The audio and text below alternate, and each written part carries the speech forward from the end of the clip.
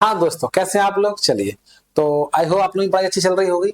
और आज हम लेके आ गए हैं आगे क्वेश्चन। मैथ्स पेडागोजी हमारी चल रही है, इसको हम क्या कर रहे हैं, सिस्टमेटिक फिनिश कर रहे हैं। हमारा मैथ्स क्लासेस चल रही है, एक साइड मैथ क्लासेस चल रही है, एक साइड हमारे क्या है, पेडागोजी चल रही है। ठीक है, मैथ्स की।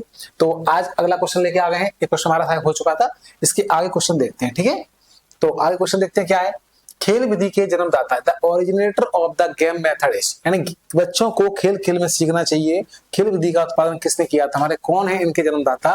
तो भाई बताइए, ये आपको याद होना चाहिए, फॉवेल, डाल्टन, मॉन्टेसरी या फिर सिगमंड सिगमंड फ्रॉइड। तो कौन है इसके, फॉवेल। फॉवेल हमारे ज्ञान के इसके जन्मदाता है खेल विधि के। ठीक है, ये आपको याद करना है ना। अगला क्वेश्चन देखते हैं। आकृतियों की इकाई से अध्यापक आकृतियों की इकाई से अध्यापक विद्यार्थियों से आकृतियों के उपयोग की सहायता से किसी भी चित्र की रचना करने के लिए कहता है। मतलब वो क्या कह रहा है, अध्यापक जो है बच्चों से किसी भी चित्र की रचना करने के लिए कह रहा है आकृतियों से। तो टीचर क्या करवाना चाहता है, बच्चों के किस क्षेत्र का विकास करना चाहता है, देखते हैं जरा। अनुप्रयोग यानी कि एप्लीकेशंस, ज्ञान, नॉलेज या समझ और बोध, या फिर रचना और सृजन यानी सृजनात्मक, क्रिएशन। बच्चों से क्रिएटिव एक्टिविटी करवाना चाह रहा है ना भाई। तो क्या है, क्रिएटिविटी यानी कि क्रिएशन करवाना चाहता है। ठीक है भाई, तो ये इसका आंसर हमारा करेक्ट ऑप्शन क्या होगा, ऑप्शन नंबर 4। बच्चों से आकृति बनवाना भाई, रचना करवाना, मतलब क्या, रचना या सृजन करवाना।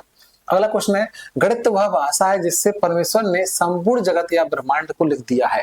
ये किसने कहा है, ये कथन है भाई, किसी ने कहा है कि गणित वह भाषा है जिसने क्या किया, संपूर्ण ब्रह्मांड या जगत को लिख दिया है भाई गणित में ना। तो ये किसने कहा है, तो ये हमारे किसने कहा है, गैलीलियो ने कहा है। किसने कहा है, गैलीलियो। ये आपको याद करना है। ठीक है, यहाँ पर बहुत सारे कथन हैं, वो आप लोगों को दे दिए जाएंगे, तो आप लोग याद कर लेना। ठीक है, अगला क्वेश्चन है, एनसीईआरटी की कक्षा 4 की गणित की पाठ्य पुस्तक के पाठों में इस तरह के शीर्षक हैं, कबाड़ी वाला, है ना, भोपाल की सैर, दुनिया कुछ ऐसी दिखती है। मतलब कुछ चैप्टर ऐसे लिए गए हैं रोमांटिक, मतलब इंटरेस्टिंग, रोमांटिक नहीं, इंटरेस्टिंग। इंटरेस्टिंग क्या है, कुछ पार्ट लिए गए हैं, बच्चों का मन लगे कि भाई कबाड़ी वाला, भोपाल की सैर, मतलब इस टाइप के रंग बिरंगी दुनिया। तो ऐसा क्यों लिए गए हैं, क्या उद्देश्य है, देखते हैं जरा।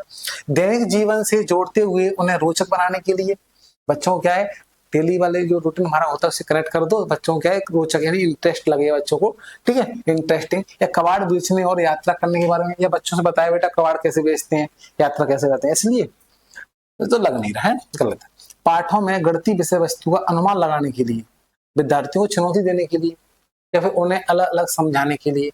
तो ये दैनिक जीवन से जोड़ते हुए रोचक बनाना, मतलब बच्चों क्या है, अगर आप कनेक्टिविटी आप जो डेली लाइफ में जो घटित होता है उससे कनेक्ट करके बच्चों को पढ़ाओगे तो बच्चा जल्दी सीखता है, बच्चे को इंटरेस्ट आता है, रोचक भी आता है। आप कभी देखना बच्चों को समझाना, कभी घर की बातें करना, तो बच्चा जल्दी समझेगा, नहीं समझेगा।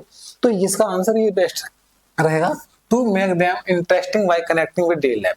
मतलब आप बातों बातों में इनको सिखा सकते हो, जो चीजें डेली लाइफ में यूज होती है उनके बारे में चर्चा करके आप सिखा सकते हो। ठीक है, चलिए अगला है, गणित के सूत्रों की स्थापना हेतु उपयुक्त विधि कौन है। मतलब गणित के सूत्र हमको फॉर्मूले निकालने हैं, जैसे मान लो a+b का फॉर्मूला हमको प्रूव करना है भाई, तो इसके लिए कौन सी विधि आपकी बेस्ट रहेगी। ठीक है, इस टाइप से इसके लिए फॉर्मूलों के लिए कौन सी विधि बेस्ट है भाई, तो ये निगमन विधि है भाई। आप लोगों ने पढ़ी होगी कि सूत्र विधि को क्या होता है, निगमन विधि होती है सूत्र विधि हमारी। ठीक है, इससे हमारा क्या सूत्र की स्थापना हम कर सकते हैं। ठीक, अगला है, प्राथमिक स्तर पर 10 ग्राम बिंदु के खेल, प्रतिरूप इत्यादि का प्रयोग विद्यार्थियों की सहायता किसमें करते हैं। जो हमारे क्या होते हैं, कुछ हमारे जो मैथ्स के जो वो होते हैं, हमारे इक्विपमेंट्स होते हैं, हमारे सब टीचिंग लर्निंग मटेरियल टीएलएम वो हमारे होते हैं ना।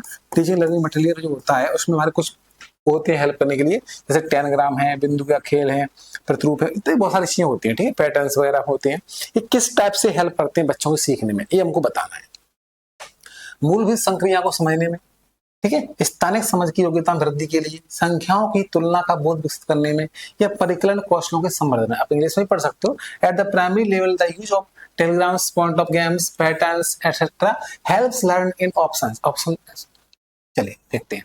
Understanding fundamental operations, developing special understanding and visualisation, forming hypothesis for number comparisons, या फिर एप्लीकेशन ऑफ कंप्यूटेशन स्किल्स। तो ये किस में करते हैं बताओ। तो अंडरस्टैंडिंग फंडामेंटल ऑपरेशंस, बच्चों को जो मूलभूत संक्रियाएं होती हैं गणित की, उनको समझने में क्या है, बहुत हेल्प करते हैं। ठीक है, बाकी सब तो पढ़ लेना, ये नहीं करते हैं। चलिए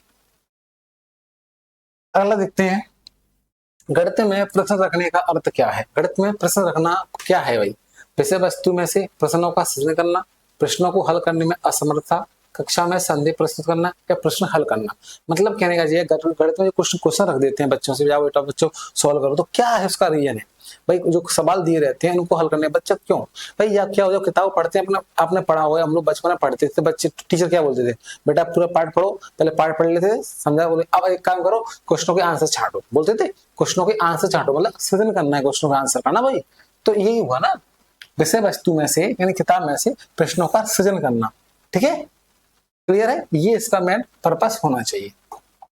अगला क्वेश्चन देखते हैं, कक्षा 4 में सममिति और परावर्तन, सममिति और परावर्तन की ज्यामितीय संकल्पनाओं की वृद्धि के लिए निम्नलिखित में से कौन से व्यवहार कौशल उपकरणों की आवश्यकता है? Which of the following manipulating tools required to develop geometrical concept of symmetry and reflection class 4? ठीक है, सिमेट्री और रिफ्लेक्शन के लिए इनमें से कौन से इक्विपमेंट हमारा TLM है, टीचिंग लर्निंग मटेरियल्स, उसमें बेस्ट रहेगा। देखते हैं, मोतियों की माला, ठीक है, या मोती जो माला होती है उसके साथ वो ऐसे मोतियों की माला है बनी रहती है, हमने देखा होगा माला बनी रहती है मोतियों की, ठीक है, इस टाइप से है ना वो, या फिर बिंदु शीट डॉट पेपर, बिंदु शीट ऐसे डॉट पेपर होता है हमारा, इसमें डॉट डॉट लगे रहते हैं इस टाइप से, ठीक है, या फिर गिनतारा है, गिनती के लिए रहता है, या फिर द्विमुखी पटल। तो इनमें से कौन सा रहेगा? सममिति और परावर्तन। देखो ये मोतियों की माला है गिनती के लिए, ठीक समझ में आ रहा है, गिनतारा गिनती के लिए ठीक है, बिंदु सीट हो सकती है आप लोगों, ठीक है, बिंदु सीट यानी डॉट पेपर। तो हमारा क्या है, ये आंसर सबसे बेस्ट रहेगा। इससे हम क्या कर सकते हैं, बच्चों को परावर्तन और ज्यामितीय संकल्पना को समझा सकते हैं। डॉट शीट पे क्या है, ऐसे हम बना देते हैं, डॉटों को मिला मिला के ऐसे बना सकते हैं ज्यामिति, ठीक है। अगला क्वेश्चन देखते हैं, अन्वेषण विधि को किस नाम से जाना जाता है? इन्वेस्टिगेट, भाई इन्वेस्टिगेट करते हैं हम, खोज करते हैं, तो खोज किस में करते हैं हम? वर्गीकरण नहीं करते, संग्रह नहीं करते, समस्या नहीं करते, हम करते हैं ह्यूरिस्टिक विधि में। ह्यूरिस्टिक मेथड जो होती है इसमें हम क्या करते हैं, खोज इन्वेस्टिगेट करते हैं, सीखते हैं अच्छे से, ठीक है, इसको हम क्या बोलते हैं, अन्वेषण विधि बोलते हैं। चलिए अगला क्वेश्चन देखते हैं, गणितीय अध्यापन को प्रभावी बनाने के लिए निम्नलिखित में से कौन सी विशेषताएं नहीं है? आज हम 10 की जगह 20 क्वेश्चन करने वाले हैं, ठीक है, हम क्या क्वेश्चन बढ़ा दिए हैं, हर क्लास हम 10 क्वेश्चन के लेके आ रहे थे, लेकिन आज से क्लास हमारी 20 क्वेश्चन की चलेगी, ठीक है। तो 20 क्वेश्चन करके हम हिंदी मैथ खत्म करेंगे, फिर इसके बाद फिर हिंदी लेके आएंगे, ठीक है, और साथ में मैथ क्वेश्चन हमारे प्रैक्टिस चलती रही क्लास, वो क्लास आपकी कभी बंद नहीं होगी, ठीक है, मैथ्स की उसमें हम पूरे टॉपिक को कवर करेंगे, ठीक है। चलिए अगला क्वेश्चन हमारा है, गणितीय अध्यापन को प्रभावी बनाने के लिए निम्नलिखित में से कौन सी विशेषता नहीं है? मतलब गणित को हमें क्या करना है, प्रभावी बनाना, नहीं समझ आ रहा तो आप इंग्लिश से पढ़ सकते हो, ठीक है, लर्निंग इफेक्टिव बनाना है हमको मैथ्स में, तो क्या विशेषता नहीं होना चाहिए? प्रतिदिन के अनुभवों के साथ संबंध स्थापित करना चाहिए, बिल्कुल करना चाहिए भाई, जो डेली लाइफ में हमारे रूटीन में जो घटित होता है उसको बच्चों को उससे कनेक्ट करके समझाना चाहिए, ठीक है भाई, ठीक है। एक ही संकल्पना के लिए विभिन्न शिक्षण अधिगमों का प्रयोग करना, बिल्कुल कर सकते हैं भाई आप, मतलब एक कोई चीज समझा रहे हो उसको आप अलग अलग तरीके से समझा सकते हो, एक सेम कंसेप्ट को आप डिफरेंट तरीके से समझा सकते हो, ठीक है। अगला देखते हैं, एक नई संकल्पना का परिचय देने के लिए, नई कंसेप्ट को समझाने के लिए नियम का कठोरता से पालन करना, समय के नियम का, मतलब बच्चों से कभी टाइम बहुत कम है नहीं कर सकते, मतलब कठोर हो जाओ, सख्त हो जाओ, तो ये नहीं हो सकते आप। कठोरता वैसे भी नेगेटिव वर्ड है भाई, ये तो स्ट्रिक्टली तो आप हो नहीं सकते, बच्चों के लिए स्ट्रिक्टली आप लोगों को नहीं होना है भाई, बहुत प्यार से समझाना है भाई, ठीक है। ऐसे आप लोग अपने समझाते हो सोना बाबू को, सेम वैसे ही आपको प्यार से ट्रीट करना है, ठीक है, वरना गुस्सा हो जाएंगे तो फिर समझते ही हो, रोने लग जाएंगे, मम्मी मम्मी चिल्लाते हैं। छात्रों की त्रुटियों के प्रतिरूपों पर केंद्रित होना, ये भी नहीं होना चाहिए, ठीक है, ये भी आपका रॉन्ग आंसर है। ऐसा नहीं है कि मिस्टेक के चक्कर में आप बच्चों को डांटो। सामान्य से विशिष्ट की ओर का सिद्धांत लागू होता है, सामान्य से विशिष्ट यानी कि जनरल टू स्पेसिफिक कौन सा होता है? तो मैंने आगमन निगमन विधि पढ़ाई थी, उसमें पूरे पॉइंट पढ़ाए थे, अगर आपको पॉइंट याद हो तो आपने पढ़ा होगा कि निगमन विधि में क्या होता है, सामान्य से हम क्या जाते हैं विशिष्ट की ओर, ठीक है, ये आपने पढ़ा होगा, तो याद वाली चीज होगी ना। चलिए, राष्ट्रीय पाठ्यचर्या की रूपरेखा 2005 के अनुसार प्राथमिक स्तर पर संख्याओं और उन पर संक्रियाओं, मात्राओं का मापन आदि का शिक्षण क्या होता है? गणित शिक्षण के संकीर्ण उद्देश्य को पूरा करता है। संकीर्ण मतलब सीमित सोच, संकीर्ण मतलब लिमिट में सोचना भाई, बहुत सोच को सीमित कर दिया गया कि ऐसा है। इस क्वेश्चन में देखते हैं ना क्या है, प्राथमिक स्तर पर संख्या और उन पर संक्रिया, मात्राओं का मापन पढ़ा रहे भाई, तो इसमें अच्छा उद्देश्य मतलब लक्ष्य उच्च, जो उद्देश्य है वो उच्च तो नहीं हो सकता, उच्च उद्देश्य नहीं लग रहा भाई, क्यों? सिर्फ क्या पढ़ा रहे, संख्या वाला पढ़ा रहे हो भाई आप, है ना, कुछ ज्यादा खास नहीं कर रहे हो, चिंतन प्रक्रिया भी ज्यादा नहीं इसमें, उद्देश्य नहीं, यही होगा आपका, गणित शिक्षण के संकीर्ण उद्देश्य को पूरा करता है। Narrow aim of teaching mathematics, narrow मतलब सीमित, सीमित लिमिट को यहाँ पर वो कर रहा है, बच्चों की सोच को ज्यादा नहीं अच्छा कर पा रहे हैं। यहाँ पर ये बोल रहे हैं जो क्वेश्चन से हमारा संक्रिय करवा रहे हैं वो मैथमेटिकल संख्याओं पर करवा रहे हैं, तो नॉर्मल क्वेश्चन है भाई, सीमित सोच वाला है, ज्यादा बच्चों को नहीं सोचना इस क्वेश्चन में। अगला क्वेश्चन है, गणित शिक्षण में आगमन विधि द्वारा हम आगे बढ़ते हैं। आगमन विधि हम कहाँ बढ़ते हैं भाई, सूक्ष्म से स्थूल की ओर? नहीं, सूक्ष्म स्थूल तो नहीं, सामान्य से विशिष्ट भी नहीं होगा, ज्ञात से अज्ञात, अज्ञात से ज्ञात, इसका आंसर आएगा ज्ञात से अज्ञात की ओर। आगमन विधि में हम क्या करते हैं, अगर आपको याद हो तो मैंने बताया था, सूक्ष्म से स्थूल, सामान्य से विशिष्ट, अज्ञात से ज्ञात, ये सब किस्म होता है आगमन विधि। निगमन विधि में कैसे होता है, निगमन में तो हमारा ज्ञात से अज्ञात की किस्म होगा, आगमन विधि में हमारा होगा ज्ञात से अज्ञात की होता है। हमको ज्ञात होता है, हम एग्जाम्पल से जाते हैं फॉर्मूले की तरफ, एग्जाम्पल से लेके कहाँ पहुंचते हैं, फॉर्मूले की तरफ, यानी कि ज्ञात से अज्ञात की ओर पहुंचते हैं। ठीक है, चलिए अगला देखते हैं, गणित की शिक्षा का प्रमुख मुख्य ध्येय क्या है। The main goal of mathematics education is, अगर आपको हिंदी में कोई वर्ड टफ लगता है तो एक पेपर में इंग्लिश में भी आप देख सकते हो। ठीक है, ये अच्छी फायदा होता है कि इंग्लिश में भी आपको पढ़ना चाहिए। तो ज्यामिति के प्रमेयों और उनके प्रमाणों को स्वतंत्र रूप से सृजन करना, इस शिक्षा का मुख्य ध्येय। ऐसे विद्यार्थियों को गणित समझाने में सहायता करना, उपयोगी क्षमताओं को विकसित करना, या बच्चों की गणितीय प्रतिभाओं का विकास करना, गणितीय प्रतिभाओं का विकास करना। तो इसमें इसका आंसर यही होना चाहिए, बच्चों की गणितीय प्रतिभाओं का विकास करना, to develop children's ability for mathematisation, है ना, ये इसका आंसर होना चाहिए। बाकी गणित समझने में सहायता करना, कोई क्षमताओं का, प्रमाणों का, ये तो नहीं हुआ। मुख्य उद्देश्य ये बच्चों की जो प्रतिभा होती है, जो मतलब एबिलिटी होती है बच्चों की, उसको विकास होना चाहिए बच्चों को, ताकि बच्चा अच्छे से सोच पाए। ठीक है, निम्नलिखित में से कौन सा संख्या की समझ का महत्वपूर्ण पहलू नहीं है। संख्या की समझ का पहलू तो भाई पंक्तिबद्धता, यानी कि सीरीज से लिखना, पंक्ति क्रम से लिखना, ठीक है, सीरीज होता है बिल्कुल। गणना, काउंटिंग करना, ये भी है। अंक लिखना, ये भी सब गणित में आता है। कंजर्वेशन, संरक्षण, संरक्षण गणित में नहीं आता भाई, संरक्षण में ऐसा क्या सर्जित करते हैं भाई गणित में, कुछ नहीं। तो ये तो अलग ही वर्ड हो गया भाई, संरक्षण का सिद्धांत भाई है, ये तो अलग ही गणित में तो है ही नहीं। ठीक है, चलिए अगला क्वेश्चन देखते हैं। प्राथमिक स्तर पर शिक्षार्थियों के लिए व्यवहारिक उपकरणों का महत्व है, क्योंकि ये बहुत मदद करते हैं।